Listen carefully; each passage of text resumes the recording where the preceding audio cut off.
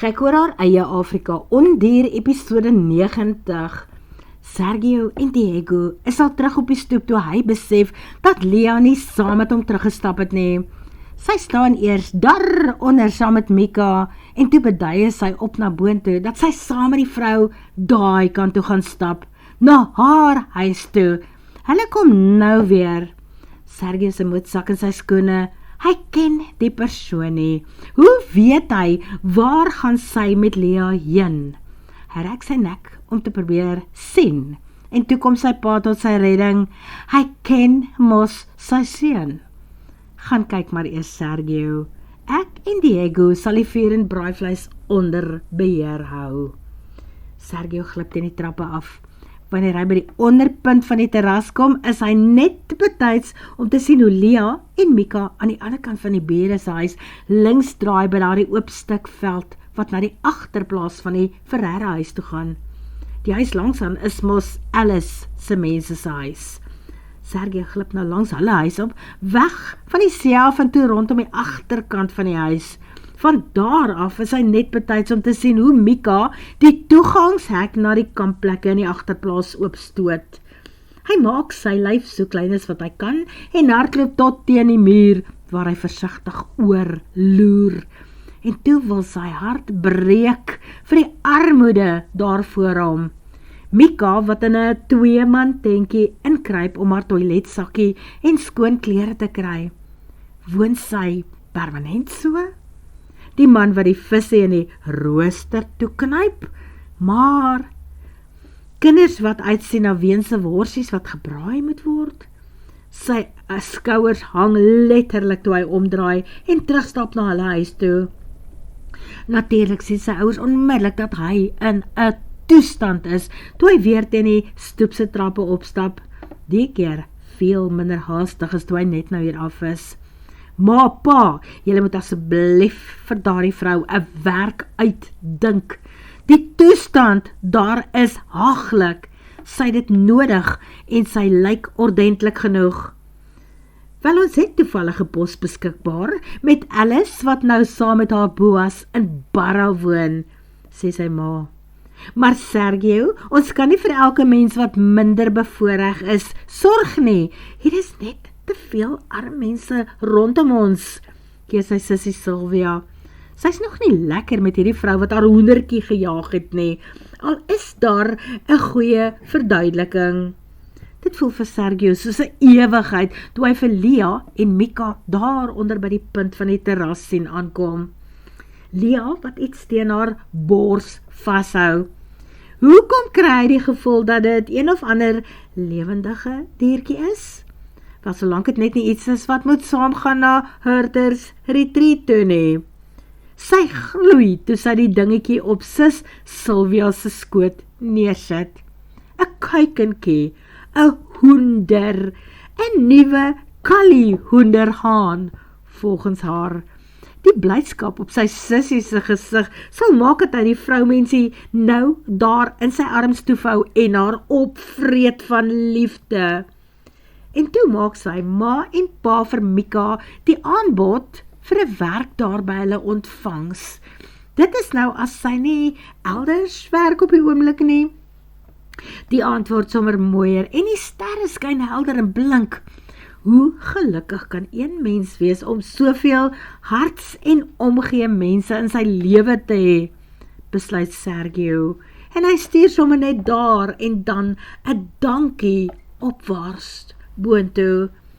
Natuurlik moes hy verwag het dat sy ma vir Mika 'n kospakkie sou saamstuur huis toe. Hy het nie te veel geskinder nie, maar hy het uitgevra. Hoe kan hulle in soveel oordaad verkeer, as hier honger mense 2 huise van hier af woon? Die hoeveelheid Mettikais wat Lea vir die hoendertjie saamstuur vir Sjaak, is veel meer as wat jy vir 'n vet broiler tannie sal betaal wat slagreek is. Mika, sal ons saam met jou stap huis toe, seker maak dat jy veilig daar aankom? Vra Lea. Die vrou lag lekker. Sy stap in elk geval heeltyd op en af en ver afstande alleen. Nee, dankie Lia, hierdie is net om die draai. En dalk sal ek verplig voel om julle in te nooi vir koffie. En ek moet erken dat ek nou nogal vaak is en dan moet ek môreoggend redelik vroeg begin werk. Sy knipoog vir Lia, bedank die ouer mense hartlik vir die brakkie pakkie en stap flink huis toe. Haar werksdag hier by Paradys by die see gaan môreoggend 9 uur begin.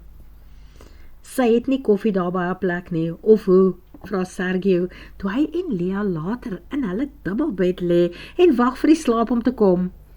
Sal ons môre 'n paar inkopies gaan doen, wanneer ons jou bestellings daar in Barra gaan aflaai. So een en ander vir hierdie Mika vrou ook aankoop? Hoe weet jy dit? Het jy ons agtervolg? Vra Lia gemaak streng, dat jy dink sy het nie kos of koffie in haar huis nie. Wel, ek wou net seker maak dat die meisie van my drome veilig is waarheen die vrou haar gesmokkel het.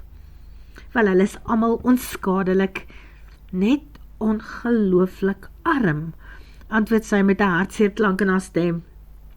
Jacques was bereid om die visie wat Mika huis toe geneem het, met almal van ons te deel, my en Kluis, en sy het al die pad van Barra afgestap daarmee.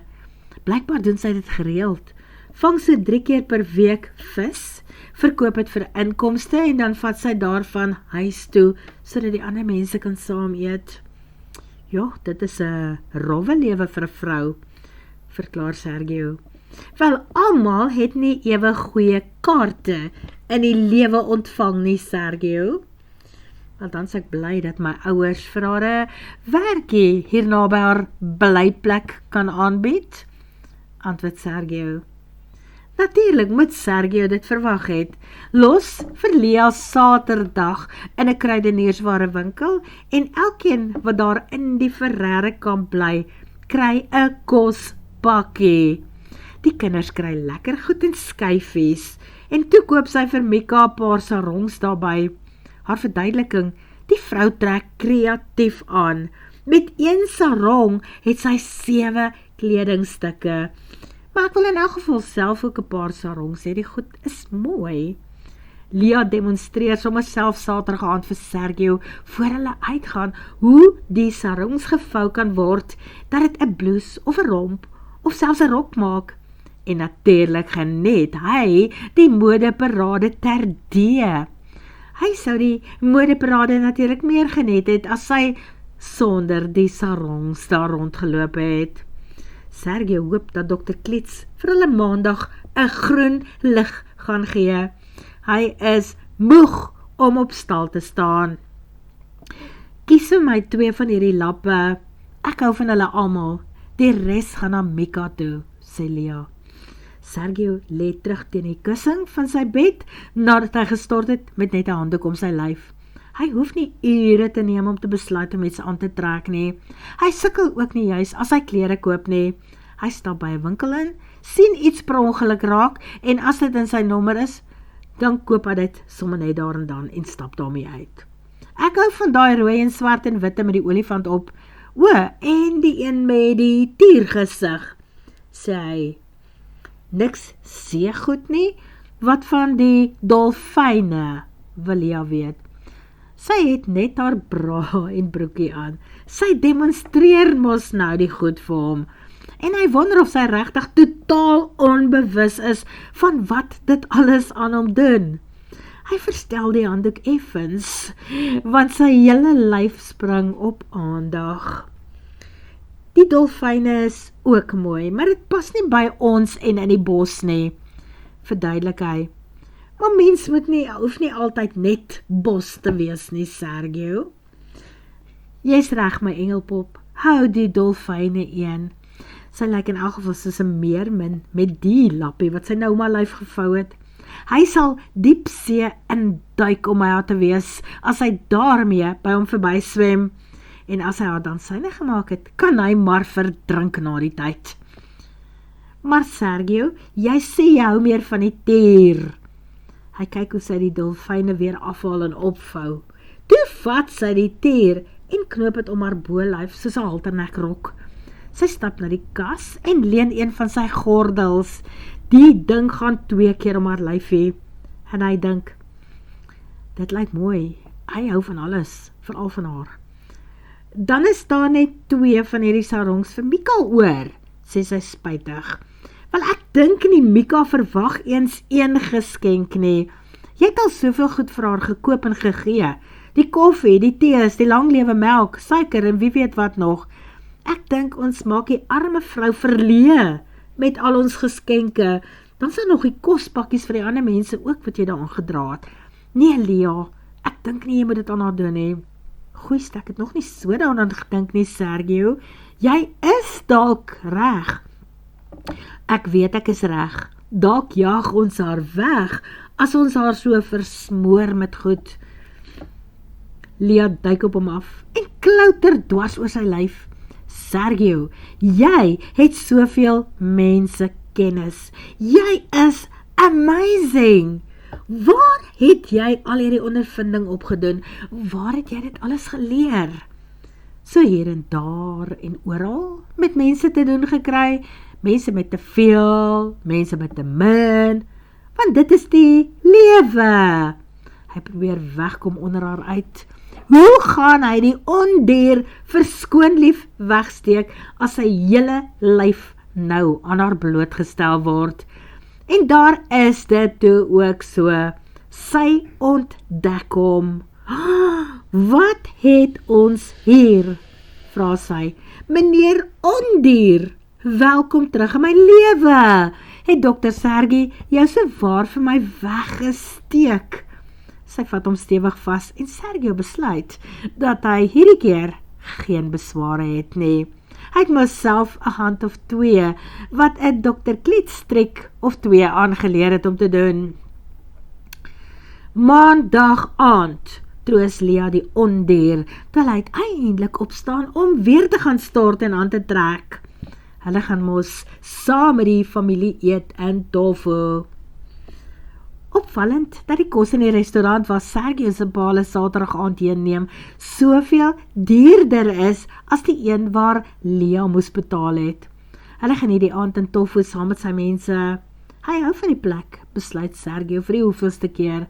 Hier is 'n eiland vibe. Maar tofu is vakansie. Die binneland van Mosambik en die nasionale parke waar sy leeu's en die ander dele van die groot 5 is. Dit is waar hy wil woon. En natuurlik gebeur Sondag, terwyl almal na ete in die dekstoel op die balkon rond lê en sommer net moef.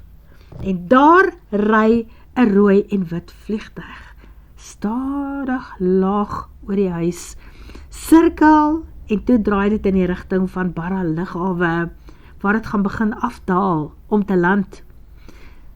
Sergio kyk nuuskierig op in die lig toe die vliegtuig weer terugkom. Hy trek sy pa se verkyker wat daar op die stoep lê nader. Hy het sy vermoede en die nommer onderaan die vliegtuig bevestig dit. Hy hoef nie lughawe toe te ruim te gaan kyk nie. Die vliegtuig wat nou daar oor hulle koppe afgesak het, behoort verseker aan Ralph Jameson. Is die man hier, omdat hy 'n voeltjie hoor fluit het dat Lea op die oomblik hier by hom in tofu is? Of is dit bloot toevallig dat hy vanmiddag hier kom land? Sergio se oë rus op Lea. Sy en Sylvia gesels binnenshuise versiering. Trends vir lodges, geskenke vir gaste. Hulle blaai deur hulle selfone en om een of ander rede het sy nie eens opgekyk toe die vliegtuig bo hulle is nie. En hy gaan beslis nie haar pret bederf deur vir haar iets daarvan te sê nie. Daarom stap hy eenkant toe en gaan bel vir John Hurter. 'n Goeie begrip het nie te veel van 'n verduideliking nodig toe hy sê nie. Hy's hier in Inhambane. Ek kon die nommer onderaan sy vliegtuig sien. O my donder, dan is die volgende stap seker terug plaas toe. Hy het mos belange hier, sug John. En 'n rekeningkie of 2 wat mense aan hom moet betaal, het hy gesê. Wel moeilik om agter te kom hoe sy kop werk. antwoord Lea se pa. Jy kan aanvaar dat hy kwaad en verraai voel, en as Ralph verraai voel, is hy tot enigiets in staat.